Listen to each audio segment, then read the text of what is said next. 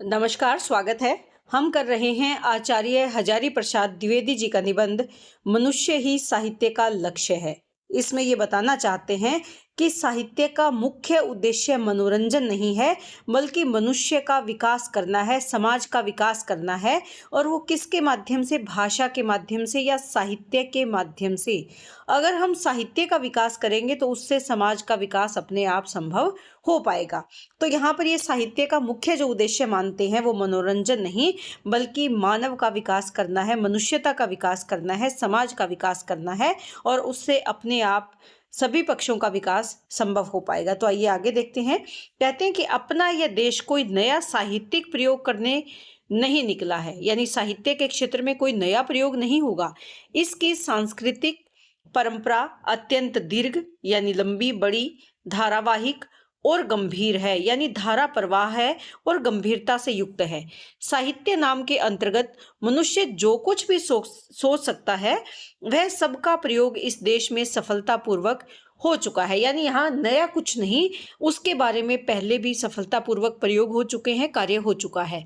वह अपनी भाषा का दुर्भाग्य है कि हमारी प्राचीन चिंतन राशि को उसमें संचित नहीं किया गया है। जो हमारी प्राचीन विचार है, जो चिंतन राशि है, विचार विमर्श है, या जो विचारों का संग्रह कह सकते हैं या विद्वानों का चिंतन कह सकते हैं, कि उनको हमारी भाषा में हमने शामिल नहीं किया, यानी भाषा में लिखित रूप में वो अब हमारे पास नहीं है। ये हमारा दुर्भाग्य है। संस्कृत, पाली और प्राकृत की बढ़िया पुस्तकों के जितने उत्तम अनुवाद अंग्रेजी, फ्रेंच और जर्मन आदि भाषाओं में हुए हैं, उतने हिंदी में नहीं हुए। यानी हमारे पास साहित्य तो है जो विचारों से समृद्ध है, लेकिन उस अलग अलग भाषा के साहित्य को हमने हिंदी भाषा में अनुवादित नहीं किया, यानी उस श्रेष्ठ स्तर पर अनुवादित नहीं किया जितने अच्छे स्तर पर अंग्रेजी, फ्रेंच और जर्मन के लोगों ने किया है। परंतु दुर्भाग्य भी लाक्षणिक प्रयोग है, यानी लक्षण दे रहे हैं वो, इस बात का लक्षणा शब्द शक्ति का प्रयोग कर रहे हैं। और ये वस्तुतः उस विशाल मानव समाज का दुर्भाग्य है कि केवल हमारा हिंदी के क्षेत्र में दुर्भाग्य नहीं, बल्कि विशाल मानव समाज का ये दुर्भाग्य है कि जो भाषा के जरिए ही ज्ञान अर्जन करना चाहता है या करता है, कि ये ज्ञान हम सिर्फ भाषा से ही जानना चाहते हैं, ये हमारा दुर्भाग्य है। यह विशाल साहित्य अपनी भाषाओं में यदि अनुदित होता तो हमारा साहित्यिक सहज ही उन सैकड़ों प्रकार के अपप्रचारों, जो गलत प्रचार हो रहे हैं, और हीन भावनाओं का शिकार होने से बच जाता। हीन भावना क्या है? कि हमसे जो अन्य सभ्यताएं हैं, जैसे जो पाश्चात्य सभ्यता है, वो हमसे कहीं श्रेष्ठ है। इस प्रकार का जो हम अपप्रचार कर रहे हैं, यानी बुरा गलत प्रचार कर रहे हैं, उससे हम बच जाते। क्यों? क्योंकि हमारा जो इतिहास है, हमारी जो संस्कृति है, वो बहुत ज़्यादा समृद्ध है। हमारी भाषा बहुत ज़्यादा समृद्ध है, लेकिन ये ज्ञान हम तक पहुंचाया ही नहीं गया, और आज संपूर्ण समाज को दुर्बल और परमुखापेक्षी बना रहा है। यानी इसीलिए हमारा समाज जो है वो कमजोर हो रहा है और दूसरों पर आश्रित हो रहा है। विभिन्न स्वार्थ के पोषक प्रचार इस देश की अति मात्र विशेषताओं का डंका पराए पीटा करते हैं। यानी अपने स्वार्थ को पूरा करने के लिए जो प्रचार प्रसार किया जाता है वो बहुत कम मात्रा में है। जो हमारी देश की समाज की विशेषताएं बताई जाती है वो बहुत कम मात्रा में लोगों के सामने प्रस्तुत की जाती है। इतिहास को कभी भौगोलिक व्याख्या के भीतर से, कभी जातिगत और कभी धर्मगत विशेषताओं के भीतर से प्रतिफलित करके समझाया जाता है कि हिंदुस्तानी जैसे हैं उन्हें वैसा ही होना है, और उसी रूप में बना रहना ही उनके लिए श्रेयस्कर है, अच्छा है। यानी जाति और धर्म के नाम पर हमें विशेषताएं बताई जाती है, ज्ञान दिया जाता है, और कहा जाता है कि जो जिस रूप में जैसा है वो वैसा ही अच्छा है। इतिहास की जो अभद्र व्याख्या इन भिन्न भिन्न विशेषताओं के भीतर से देखने वाले प्रचारकों ने की है, यानी अलग अलग विशेषताएं किस लिए? अपने स्वार्थ के लिए। वह हमारे रोम रोम में व्याप्त होने लगी है, रोम रोम में बसने लगी है, समाने लगी है, अर्थात हम उससे प्रभावित हो जाते हैं। अगर इस जहर को दूर करना है तो प्राचीन ग्रंथों के देशी प्रामाणिक संस्करण और अनुवाद करने के सिवा और कोई रास्ता नहीं है। यानी हमें प्राचीन ग्रंथों का प्रामाणिक रूप से उनके संस्करणों का अनुवाद करना चाहिए। लेकिन अपनी भाषा में प्राचीन ग्रंथों को हमें सिर्फ इसलिए नहीं भरना है कि हमें दूसरे स्वार्थी लोगों के अपप्रचार के प्रभाव से मुक्त होना है। केवल हमारा उद्देश्य ये ना हो। विदेशी पंडितों ने अपूर्व लगन और निष्ठा के साथ हमारे प्राचीन शास्त्रों का अध्ययन, मनन और संपादन किया है। हमें उनका कृतज्ञ होना चाहिए, आभारी होना चाहिए, परंतु यह बात भूल नहीं जानी चाहिए कि अधिकांश विदेशी पंडितों के लिए हमारे प्राचीन शास्त्र नुमाइशी वस्तुओं के समान है। यानी वो केवल अपनी इनकी नुमाइश लगाते हैं, अपनी ज्ञान की नुमाइश लगाते हैं हमारे शास्त्रों के माध्यम से। उनके प्रति उनका जो सम्मान है उसे अंग्रेजी के म्यूजियम इंटरेस्ट शब्द से भी समझा जा सकता है। नुमाइश में रखी गई चीजों को हम प्रशंसा और आदर की दृष्टि से देखते हैं, परंतु निश्चित जानते हैं कि हम अपने जीवन में उनका व्यवहार नहीं कर सकते, यानी जीवन में हम उनको अपना नहीं सकते। बिल्कुल वैसे ही उदाहरण देते हैं कि किसी मुगल सम्राट का चोगा यानी जो वस्त्र है वो किसी प्रदर्शनी में दिख जाए तो हम उसकी प्रशंसा चाहे जितनी करें, पर हम निश्चित जानेंगे कि उसको हमें धारण नहीं करना है, यानी हम उसे पहन नहीं पाएंगे। जो उसका वस्त्र है वो बहुत सुंदर है, बहुत कीमती है, बहुत बहुमूल्य है, लेकिन प्रशंसा तो हम कर सकते हैं पर हम उसे धारण नहीं कर सकते। वैसे ही ये बताते हैं कि उनके प्रति उनका जो सम्मान है वो उसे किसके लिए है, अंग्रेजी के म्यूजियम इंटरेस्ट शब्द से समझा जा सकता है। यानी वो नुमाइश में वो प्रशंसा और आदर की दृष्टि से उसको देखने के लिए उसको रख दिया है। परंतु भारतीय शास्त्र हमारे देशवासियों के लिए प्रदर्शनी की वस्तु नहीं है। क्यों? क्योंकि वे हमारे रक्त में मिले हुए हैं। भारतवर्ष आज भी उनकी व्यवस्था पर चलता है और उससे प्रेरणा पाता है। यानी जो हमारे शास्त्र है, हमारा जीवन उनसे जुड़ा हुआ है, और ये केवल नुमाइश के लिए हम इनका अध्ययन ना करें, इनका अनुवाद ना करें, बल्कि वो हमारे रक्त में समाये हुए हैं। उनके गुण, उनके दिशा निर्देश हम आज भी पालन कर रहे हैं और उसी व्यवस्था पर अपना जीवन भी जी रहे हैं। इसीलिए हमें इन ग्रंथों का अपने ढंग से संपादन करके प्रकाशन करना है।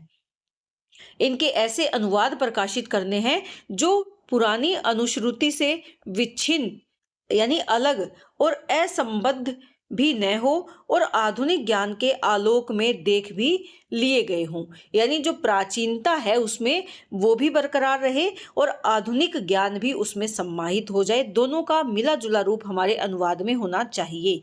यह बड़ा विशाल कार्य है। संस्कृत भारतवर्ष की अपूर्व महिमाशालिनी भाषा है। हमारी जो संस्कृत भाषा है वो बहुत ही महिमा से परिपूर्ण भाषा है। वह हजारों वर्षों के दीर्घ काल में और लाखों वर्ग मील में फैले हुए मानव समाज के सर्वोत्तम मस्तिष्कों में विहार करने वाली है, रहने वाली है। यानी वो हमारे समाज में है, लाखों वर्ग में फैला हुआ जो भारतवर्ष है, उस भारतवर्ष के मानव समाज में उनके दिमाग में रहने वाली है। उनका साहित्य विपुल है, उनका साधन गहन है और उसका उद्देश्य साधु है, यानी दूसरों का हित ही उनका उद्देश्य है। उस भाषा को हिंदी माध्यम से समझने का प्रयत्न करना भी एक तपस्या के समान है। यानी संस्कृत को हिंदी के माध्यम से हम अगर समझने का प्रयास करते हैं तो वो एक प्रकार की तपस्या ही कहलाएगा। उस तपस्या के लिए संयम और आत्मबल की आवश्यकता है। हमें अपनी पूर्ण शक्ति लगाकर गंभीरता पूर्वक उसके अध्ययन में जुट जाना चाहिए। हिंदी को संस्कृत से विच्छिन्न यानी अलग करके देखने वाले उसकी अधिकांश महिमा से अपरिचित है, यानी उसकी वास्तविकता को वो नहीं जानते। महान कार्य के लिए विशाल हृदय होना चाहिए। हिंदी का साहित्य सचमुच महान कार्य है क्योंकि उससे करोड़ों का भला होना है। यानी भारतवर्ष के लोगों के साथ साथ विश्व में भी उसका प्रचार प्रसार होगा तो क्या होगा, अनेक लोगों का इससे भला होगा। हम आजकल प्रायः गर्वपूर्वक कहा करते हैं कि हिंदी बोलने वालों की संख्या भारतवर्ष में सबसे अधिक है। मैं समझता हूँ यह बात चिंता की है क्योंकि हिंदी बोलने वाले जनसमूह की मानसिक, बौद्धिक और आध्यात्मिक भूख मिटाने का काम सहज नहीं है, आसान नहीं है। यानी जो हिंदी बोलने वाले लोग हैं उनकी मानसिकता, उनकी बौद्धिकता और उनकी आध्यात्मिकता को पुष्ट करने के लिए उनके जो ज्ञान प्राप्ति की भूख है उसको मिटाने का काम इतना आसान नहीं है। भारतवर्ष के पड़ोसी देशों में आजकल हिंदी साहित्य पढ़ने और समझने में तीव्र लालसा जागृत हुई है। चीन से, मलय से, सुमात्रा से, जावा से, समस्त एशिया से ये मांग आ रही है कि एशिया के देश अब अंग्रेजी पुस्तकों में प्राप्त सूचनाओं से वो संतुष्ट नहीं है। वे देसी दृष्टि से देसी भाषा में लिखा हुआ साहित्य खोजने लगे हैं। आगे यह जिज्ञासा और भी तीव्र होगी, तेज होगी। तो लेखक कहते हैं कि मुझे चिंता होती है कि क्या हम अपने को इस उठती हुई श्रद्धा के उपयुक्त पात्र सिद्ध कर सकेंगे? क्या हम उनके ज्ञान को संतुष्ट कर पाएंगे? क्या हम उनको वो सब सूचनाएं हिंदी में दे पाएंगे जो वो चाहते हैं? हिंदी के प्रति जो उनकी श्रद्धा है, क्या हम उस पर खरा उतर पाएंगे? यानी क्या हम उनको ऐसा साहित्य दे पाएंगे? ये प्रश्न करते हैं कि मुझे इस बात की चिंता है। जिस दिन इतिहास विधाता हमें ठेल कर विश्व जनता के दरबार में ला पटकेंगे, उस दिन तक क्या हम इतना भी निश्चय कर सके होंगे कि हमारी भाषा कैसी होगी? उसमें भिन्न भिन्न भाषाओं के शब्दों का अनुपात क्या होगा और शब्दों के शुद्ध और गैर शुद्ध उच्चारण में से कौन सा अपनाया जाएगा? कहते हैं कि जब इतिहास विधाता, इतिहास के लेखक हमें इस हिंदी के बारे में, हमारी भाषा के बारे में पूछेंगे, तो क्या हम उसका उत्तर दे पाएंगे? समूचे जनसमूह में भाषा और भाव की एकता और सौहार्द का होना अच्छा है। इसके लिए तर्क शास्त्रियों की नहीं, ऐसे सेवा भावी व्यक्तियों की आवश्यकता है जो समस्त बाधाओं और विघ्नों को शीर्षा शीर्षा यानी सहर्ष स्वीकार करके काम करने में जुट जाते हैं। यानी आसानी से उसे मान ले, स्वीकार कर लें उन बाधाओं को, और जो विघ्न, रास्ते में आने वाली जो रुकावटें हैं, उनको सहज भाव से स्वीकार करके, यहाँ पर आप कर सकते हैं सहज या सरलता से, सहज भाव से स्वीकार कर ले और अपने काम में लग जाएं, जुट जाएं। वे ही लोग साहित्य का भी निर्माण करते हैं और इतिहास का भी। यानी जो रास्ते में आने वाली रुकावटों से ना डरे, उनको स्वीकार करें और उनका सामना करें और अपना कार्य निरंतर करते रहें। आज का काम करना बड़ी बात है। इस देश में हिंदू हैं, मुसलमान हैं, स्पर्श्य हैं और अस्पर्श्य हैं, संस्कृत है, फारसी है, विरोधों और संघर्षों की विराट वाहिनी है, पर सबके ऊपर क्या है? मनुष्य है। यानी अलग अलग जाति है, धर्म है, जाति पाति के आधार पर हम स्पर्श्य और अस्पर्श्य को देखते हैं, जातिगत जो भेदभाव है, भाषा के आधार पर संस्कृत फारसी, और धर्म के आधार पर हिंदू मुसलमान, यानी अनेक विरोधी भाव है, संघर्ष हैं, रुकावटें हैं, लेकिन सबसे ऊपर क्या है? मनुष्य का होना या मनुष्यता का जो भाव है, ये सर्वोपरि है। विरोधों को दिन रात याद करते रहने की अपेक्षा यानी बजाय अपनी शक्ति का सबल यानी सहारा लेकर उसकी सेवा में जुट जाना अच्छा है। जो भी भाषा आपके पास है, उससे बस मनुष्य को ऊपर उठाने का काम शुरू कर दीजिए। आपका उद्देश्य आपकी भाषा बना देगा। अच्छी बात करने वालों की कमी इस देश में कभी नहीं रही है। आज भी बहुत ईमानदारी और सच्चाई के साथ अच्छी बात करने वाले आदमी इस देश में कम नहीं है। उन्होंने प्रेम और भ्रातृत्व भाव का मंत्र बताया, यानी प्रेम और भाईचारे से देश में एकता, ईमानदारी और सच्चाई समाज में लाई जा सकती है। आदिकाल से महापुरुषों ने प्रेम और सौहार्द का संदेश सुनाया है। कहते हैं व्यास देव ने अंतिम जीवन में निराश होकर कहा था कि मैं भुजा उठाकर चिल्ला रहा हूं।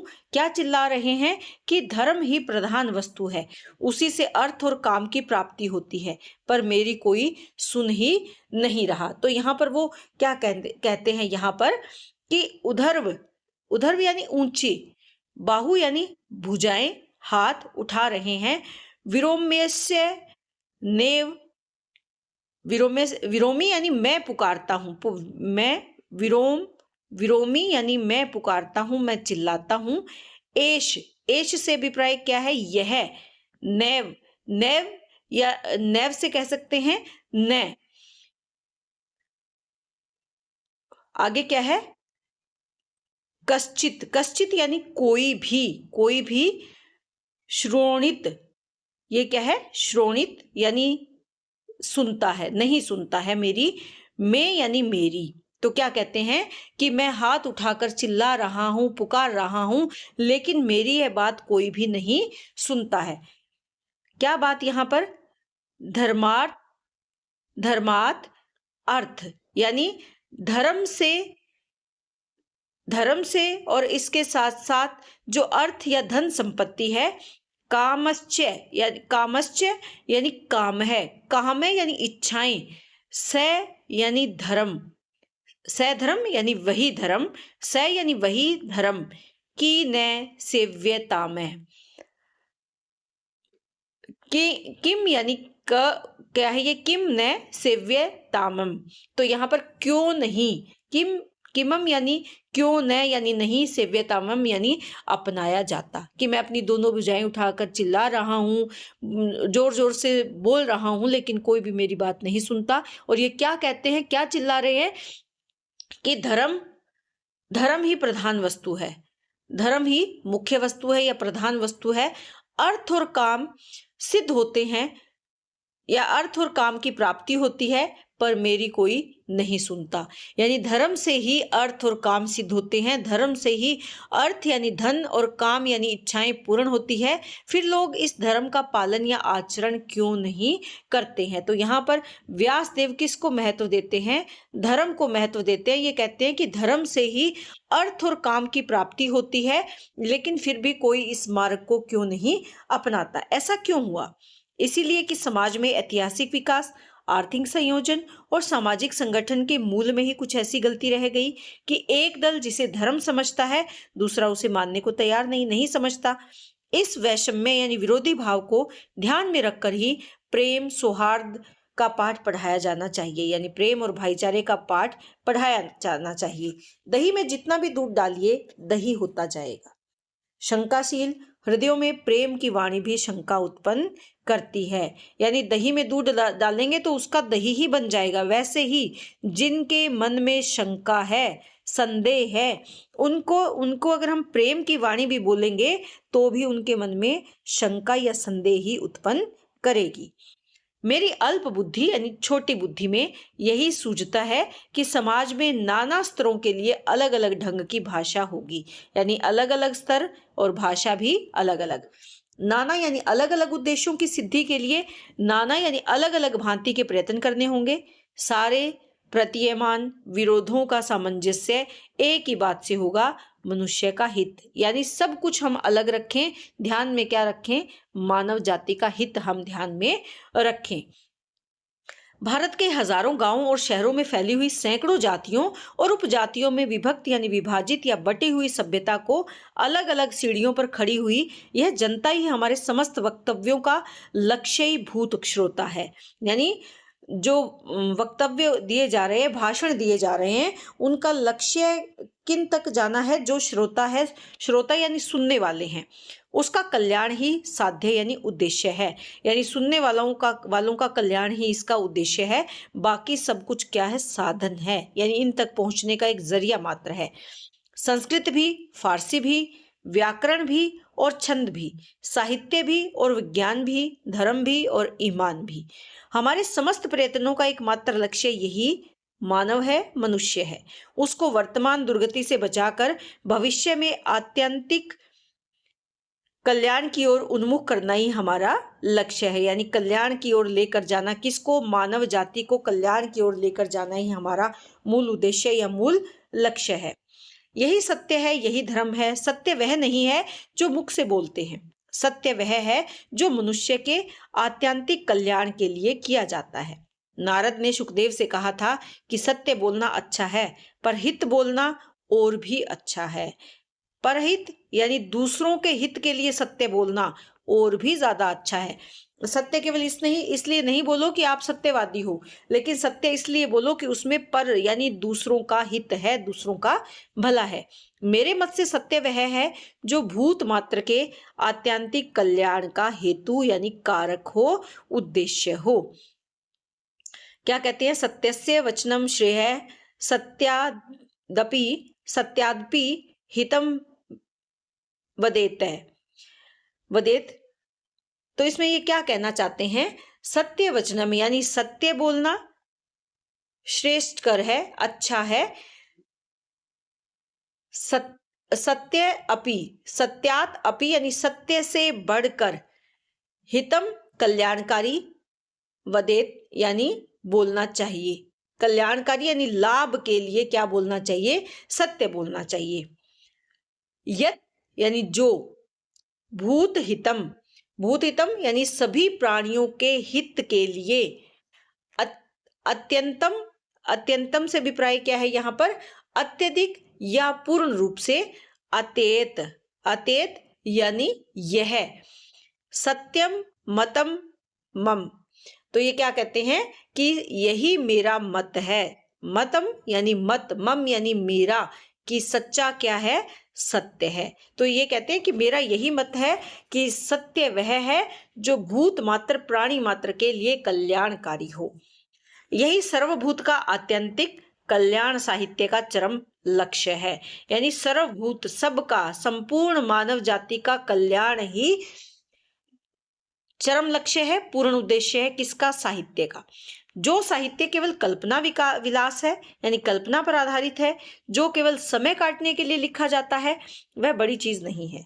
बड़ी चीज वह है जो मनुष्य को आहार, निद्रा आदि पशु सामान्य धरातल से ऊपर उठाता है, यानी केवल मनोरंजन के लिए जो लिखा जाता है वो साहित्य नहीं है। साहित्य वो है जो मानव के जीवन को संतुलित करता है, उसे आहार के बारे में बताए, निद्रा के बारे में बताए, यानी पशु सामान्य, पशु के समान जो जीवन जीता है उस धरातल से ऊपर उठाए, एक अनुशासन में बांधे। मनुष्य का शरीर दुर्लभ वस्तु है, मुश्किल से प्राप्त होती है, इसे पाना ही कम तप का फल नहीं, पर इसे महान लक्ष्य की ओर उन्मुख करना, लेकर जाना और भी ज्यादा श्रेष्ठ कार्य है, अच्छा कार्य है। यानी मानव जीवन का एक लक्ष्य जरूर निर्धारित होना चाहिए। इधर कुछ ऐसी हवा बही है कि हर सस्ती चीज को साहित्य का वाहन माना जाने लगा है, यानी वो साहित्य का वाहक है, उसको लेकर जाने वाला है। इस प्रवृत्ति को वास्तविकता के गलत नाम से पुकारा जाने लगा है, यानी समाज की वास्तविकता यही है कि सस्ती चीज सब पसंद करते हैं।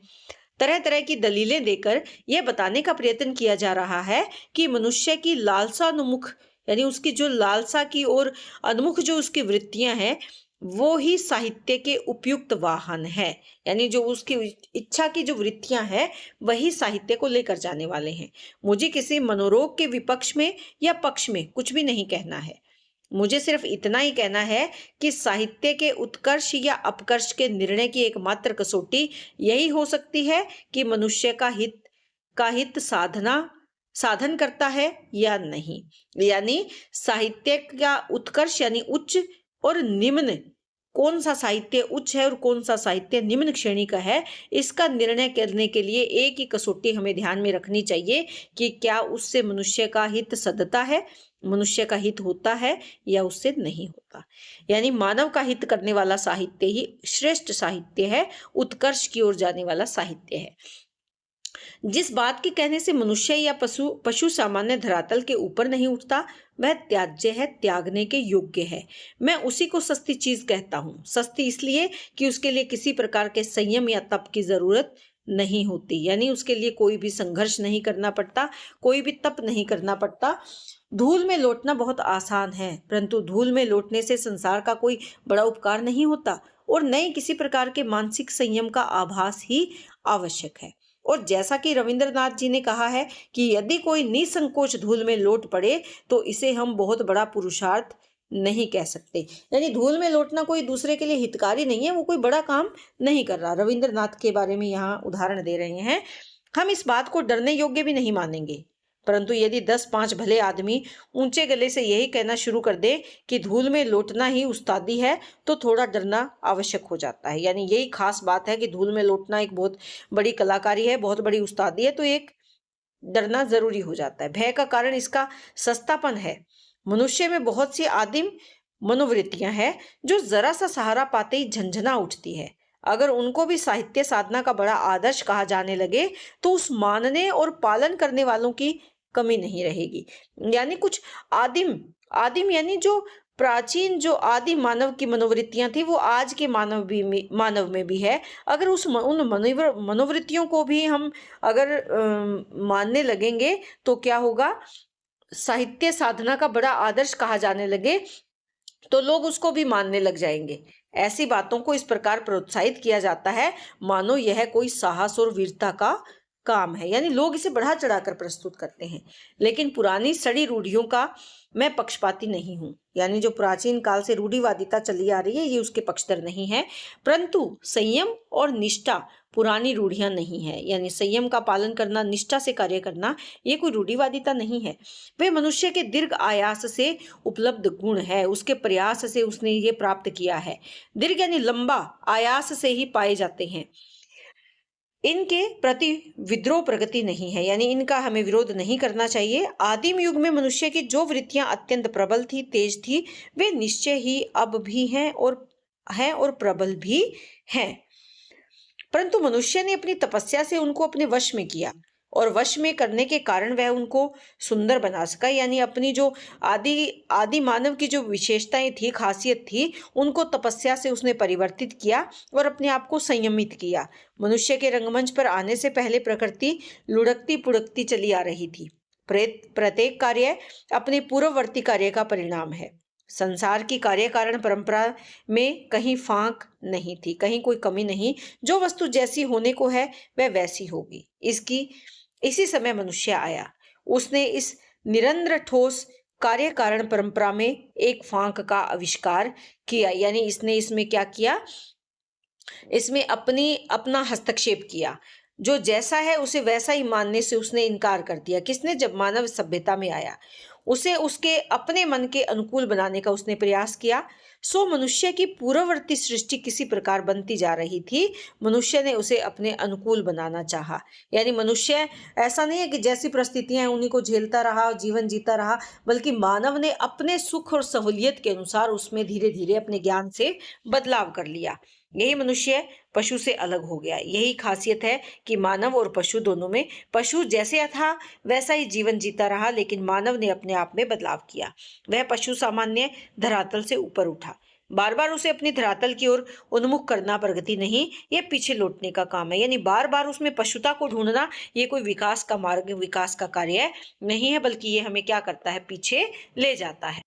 तो यहाँ पर लेखक बताते हैं कि कैसे मानव ने अपने आप को, अपने जीवन को संयमित किया। उसने तप किया, संघर्ष किया, और पशु और मानव में जो भेद नजर आता है वो उसी का परिणाम है कि आज मानव एक अलग तरह का जीवन जी रहा है। और बार बार हमें उस पशुता को याद करवाना या पीछे लौटना, ये कोई विकास का काम नहीं है, बल्कि हमें उस धरातल की ओर वापस नहीं जाना चाहिए। जो मानव का जीवन है वो संयमित है।